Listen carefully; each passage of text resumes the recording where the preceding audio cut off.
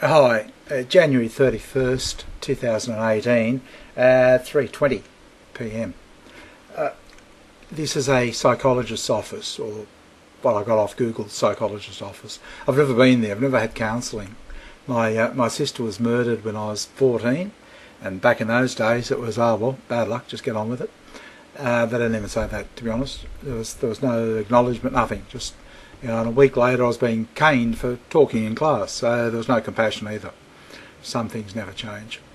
And I had no counselling around this period either, despite the urgings of my doctor, actually ahead of the event.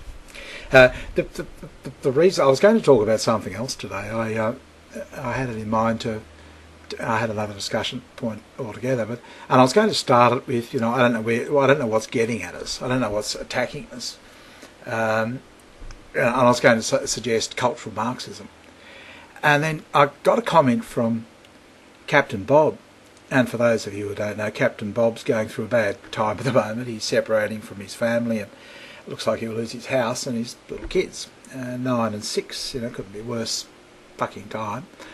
Worse age, so my heart goes out to him and good luck with it. But his comment was, this is good, this offers community feeling. He said, with counselling you can't help get the feeling you're just another file on somebody's desk. And I immediately thought, or another pile of money in somebody's pocket. And I don't think I'm too far wrong, in all honesty. When he told me this, my blood boiled, because it brought back all the memories of my own separation 5 years ago. And I thought at the time, it was just there was something going on. There was something wrong with it all. And frankly, I'll put it to you, I thought it was a scam. I thought the whole thing was a scam. And I say that for the one reason only, that there are more and more people being employed by social services in different capacities, either in social help or in health or whatever. But I lump all of them into social services, SS. It makes sense to my mind. Correct me if I'm wrong, but we have no factories anymore. We don't manufacture anything. Certainly not in Australia, and haven't done so for some time. And we were made, if anything, we were a farming, mining country, and both of those areas and industries are extremely labour intensive nowadays. One farmer can run a whole farm with a tractor, and it'll become worse in the future with autonomous vehicles and what have you. But it employs such a small number of people in both areas, mining and farming. So apart from construction, it's the growth industry is social services. That makes sense. You've got to do something, and these people go to uni and what have you, and they need to be employed.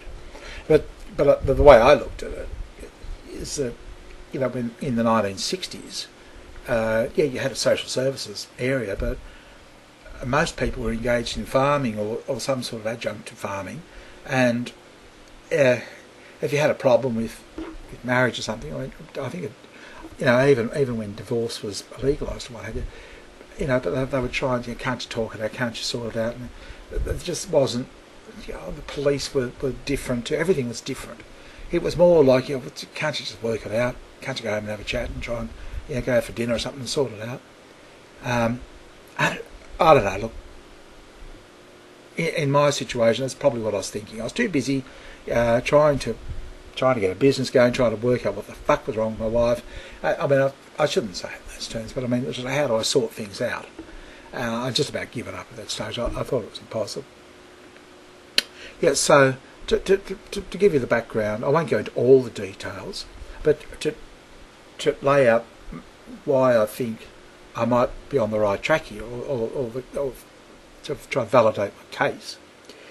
At that time, in 2013, my doctor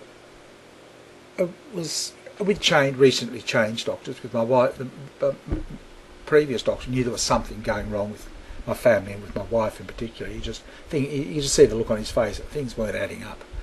And so I couldn't, and then she was, I don't like him, and I said, okay, fuck it, I'll change doctors. So we went to this other doctor who was, oh God, he just reminded me of a carpet salesman or some sort of salesman. He didn't seem like a doctor at all. He was forever, hi love, we got, Mr. Hickman here, he's got, diabetes tests, blah, blah. And he called 5 different people, and it was sort of like he was feeding this machine. And he seemed pleasant enough and whatever. It just little things happen. And then eventually, after a while, he started saying, have you thought about seeing a psychologist? I said, what for? I survived cancer. Yeah, it's going all right. Why do I need a psychologist? Oh, just blah, blah, blah, blah, blah. And he asked me some questions, that sort of thing. He said, yeah, you could probably see a psychologist. Oh, fuck, this is strange. I get a bit sick of this. But anyway, one thing led to another. And my wife was helping my daughter with a high school certificate. And my daughter was doing a very high level high school certificate. She ended up getting 6 band 6s, okay, that high. It was right at the very top. And normally under those circumstances, people get, kids like that have 3 or 4 or 5 tutors to help them through, And we couldn't afford one tutor. So who should do it? All but my wife. She did a lot. And no experience, no training, nothing. And just not outwardly, not the slightest amount of stress. But you could feel it. It was just all... It was the stress levels were at such an intense level. It warped. It was like a new experience. It was killing me. I was just, I'd try and offer to help and that sort of thing. It was quite awful. It was an awful experience. It's hard to explain. But anyway, so I thought, oh fuck it, I've had enough of this. I eventually went to the doctor. And I explained the situation, and I said that, I said, look, I just don't think this level of stress is healthy for her. In fact, I think it can be harmful. She could have a stroke or something. No, don't be stupid. What do you mean, stupid? What, stupid? I was taken aback. I thought, whoa, sounds like you might have, I didn't say it, but I thought it. Sounds like you might have a bit of stress there. Shit. And I said, look, you don't think after 20, after all these years it could be doing some damage? I said, well, it could. It was a very sustained period of, high stresses. I said, yeah, 20 years. Nah, rubbish. Nah. Okay, if you say so. I said, look, just one last thing. I'm having trouble sleeping. Can you give me some sleeping tablets? And he sat back and he sort of in his chair. And he said, have you considered harming yourself? And I was like, yeah, as a matter of fact, I have. I was trying to do anything to sort of get some fucking attention or something to happen. And he said, oh, okay. Yep, okay, here you go, here's the prescription. Handed it to me. Now, will there be anything else today? Can I help you with something else? And I'm like, holy fucking Jesus, I took the prescription. And I said, no thanks, you've done enough. So I got up, walked out, paid the bill and went home. It was just like, oh, fucking Godfather, what is going on? My world is just, they've all gone fucking mad. I really thought something had happened, because that was just peculiar behaviour. Well, I thought it was peculiar behaviour. So anyway, that weighed on my mind heavily for the next week. I've just told somebody I was going to commit suicide. I said, oh yeah, okay, there you go. And at the end of the week, I just couldn't stand it. My wife was just getting worse. I was just on another computer and I started typing emails to her. I thought, I can't talk to you. Type emails to you. I said, if you really want to fucking kill me, why don't you go and see Jim? He'll give you, I'm sure he'll help. Just tell him it's for me. Just ask, how many boxes of sleeping tabs do I need for Bob, so he can top himself and get out of my fucking life. 4 or 5. So I wrote email after email after email after email about this. 3 hours later, And I heard the door close, the car start, she left. I went, okay, here we go. What's going on here? Hour later, bang, bang, bang, bang, bang, bang, bang. I opened the door. 4 guys out there. What can I do for you? So I started going out to talk. Oh, can we go inside? Okay, I can't really say no, can I? So, okay, I walked in, went upstairs. 2 cops, 2 mental health officers. I'll tell the whole story another time. But the big takeaway from it was the cops were trying to get me violent. They were doing anything to push my buttons to get me to be violent. Oh, and I could tell. You could just sort of sense it. No, don't. I'm going to swallow your bait, pal. Not this little black bait. Yeah, I mean, they're pretty heavy. And I sensed, scam. Scam. And I got a better sense of that the next day because one of the mental health officers came back because I told the doctor about an email or something I sent, and this guy wanted a copy of it. I've documented all of this. I wrote it all down. So I don't know. I don't know what the doctor was worried about, but I really did feel like he was orchestrating the whole thing. And looking back on it, my wife, later on, my wife said, they made me do it. Because I said, why did you take out a fucking AVO on me? And a violence order. And she said, well, they made me do it. I mean, let's face it, bullshit. You're covering your ass there, you don't want me to, you just can't tell me. But, I've heard other guys say, she said they made her do it, the wife, they made her. So I thought, well, you could be telling the same lie to cover yourselves, or you could, believe it or not, be telling the truth. I thought, okay, if it's the truth, then why are they making these women sign violence orders? Well, it's 4 men to begin with. I mean, tied up 1 police officer, at least for an afternoon. One mental health officer, a couple probably, would have been sat there, interviewed, asked a lot of questions. I mean, there's a lot of fucking hours there, okay?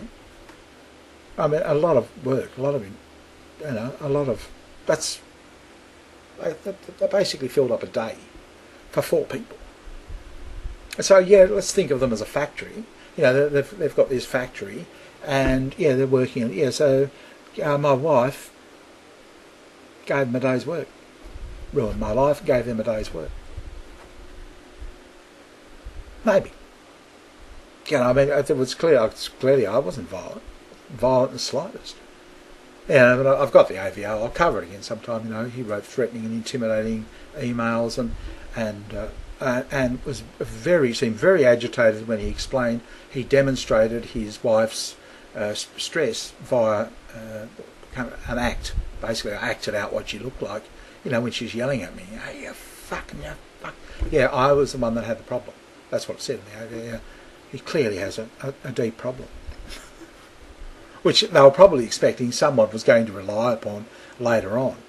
And try to remember, they've really knocked me. They've fucking crash tackled me at a very bad time. Like I was really down, and they've gaslight bullied me. Okay, to I don't know, because I told them at one point. I said, she really went off a nut and fucking threw me out of the house almost when I told a guy at the video store that I don't get on too well with my eldest daughter. I hope it improves over time. I sat back, which is, I don't care what anybody says, it's quite reasonable. And I said, she just went fucking ballistic, told me to fuck off, get out of her fucking house, get out. And I said, I explained the situation. Mental health officer goes, well, I can see her point of view, I mean, it's just, you should not be divulging family information outside the family. So I thought, okay, and that's gaslight bullying, gaslighting when they all turn down the gaslight and the person that doesn't know the joke thinks, fuck, it's getting a bit dark here. And everybody else says, huh? No, I don't know what you mean. It's like, so they're all agreeing with one another. We're doing the gaslight bullying thing. Okay. Jesus. And they're trying to wind me up. They're trying to unnerve me. I mean, what these guys could do was nothing on what my wife and eldest daughter were doing. They were really heavy. These guys were, There ain't amateurs in comparison. But and so we went through all of that, and then there was the court hearing. I mean, that tied up another, it helped provide another job or two for a day. And I thought, yeah, it's a scam. And so nobody's going to help you get better. They're going to try and perpetuate it for as long as possible. You're on a conveyor belt. And, it's like the thing that kept me off the conveyor belt is I imagined forward. I thought, bet you any money you like, if I go to a psychologist or a counsellor of some kind, he's going to listen to my whole story, and the first thing he'll say is, well, I'm sorry to hear that. sorry to hear that happen to you. But then blah blah, we're going to put you on the conveyor belt. I thought, yep, I'm not even going to fucking go there, because I know that's what he's going to say first up. Because I would have told him the whole thing, how unfair it was and wrong, and possibly partly my fault and that sort of thing. Yeah, I'm sorry to hear that it was so unfair, and he knows exactly what's happening because he's just had 25 men. The same thing happened to him. He's heard the story a million times over. It's the same story. If it happened to me, it's happening to them. It's happening to everybody. Okay. And I had some confirmation of this, a year or so later, a few months later or something, I ran into a guy. I was walking over town, and we got talking, and he was telling me about his experience. I thought, oh my God, Father, he's fried his brain. They've got him on something that's just. It was perfectly normal, natural a little while ago, but and how his wife calls him and said, "Stiff shit, I'm sleeping with someone else now," and he goes, "Stiff shit, so am I." Yeah, but anyway, and I thought, oh God, it's hard doing it without their help. But I found it's worthwhile. It's tough. But yeah, no antidepressants or anything else like that. Yeah, but it was. Yeah, maybe Bob, we really should do the videos, fix you right up altogether, and the shrink's going to look at you and go, "What the fuck? What do you want?" Just fuck him right up. Fuck the whole system. Yeah, just really positive. Yeah, I'm feeling great. Yeah, only just separated. You've just gone through all this shit. Yeah, I know. It's tremendous, isn't it? Yeah, we've got this new group online. It's just fucking. Oh, it's magic, man. It's just fucking threaten him. Make him feel threatened. Let him know that it's going to change. Yeah, because as you said, it is a bit of a community, and hopefully, I'm just a. I'm an early adopter for it, and we get more people doing this. We all get together, and it doesn't matter. You can be at a different time, different country, different everything. I can put a video, and you can watch it and feel part of it, and we can do this. Get more people doing this sort of thing rather than attacking one another. Actually, trying to support one another. Sorry, I'm bumping this microphone a bit. My headsets aren't working. They went blinking. They're not charging. I bought it in November. I'll have to return it, which is a bastard, but never mind. So I'm just using a desktop here. I have to get some lighting to the green screen's driving me mad. Yeah, so yeah, it's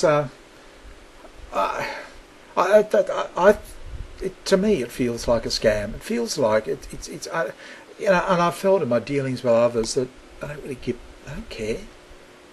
It's sort of like a shrug of the shoulders, like, oh,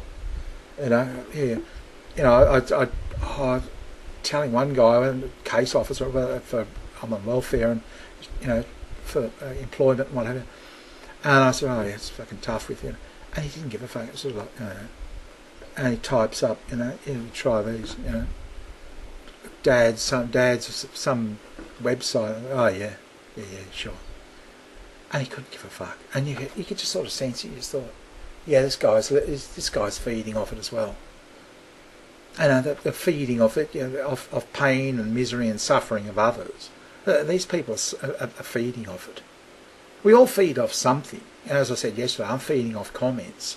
Yeah, well, these people are actually feeding off your suffering. Sorry, that's just as blunt as it is. And the longer you're in pain, the more money they're going to make from you. I don't know, and I'll tell you how, but they don't care. Why would you? I wouldn't. I mean, you know that It's what's happened to you. It's been done on purpose.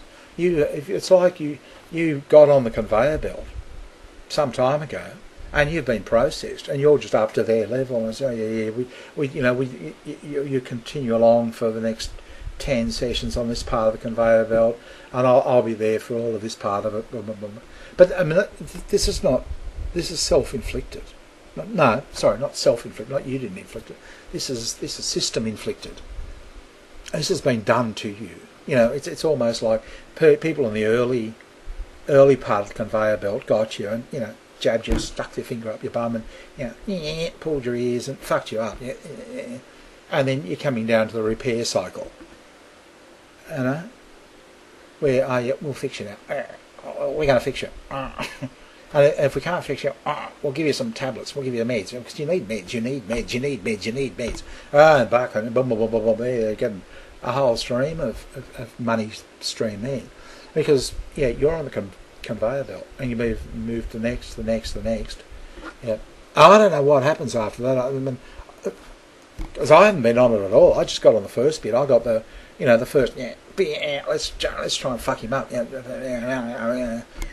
but I'm the one that flew over the cuckoo's nest. They're not going to like me in the end, because they didn't get me.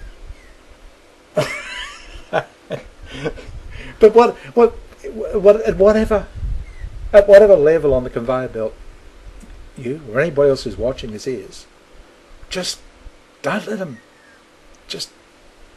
beat you. Don't let it get you. Don't let it get on top of you. Get off the fucking conveyor belt. Or if you're going to stay on it, start poking eyes back. Fucking stay on the conveyor belt. Nah. Just know that you're on the conveyor belt and start, being an arsehole. Nah. Take care all. Bye.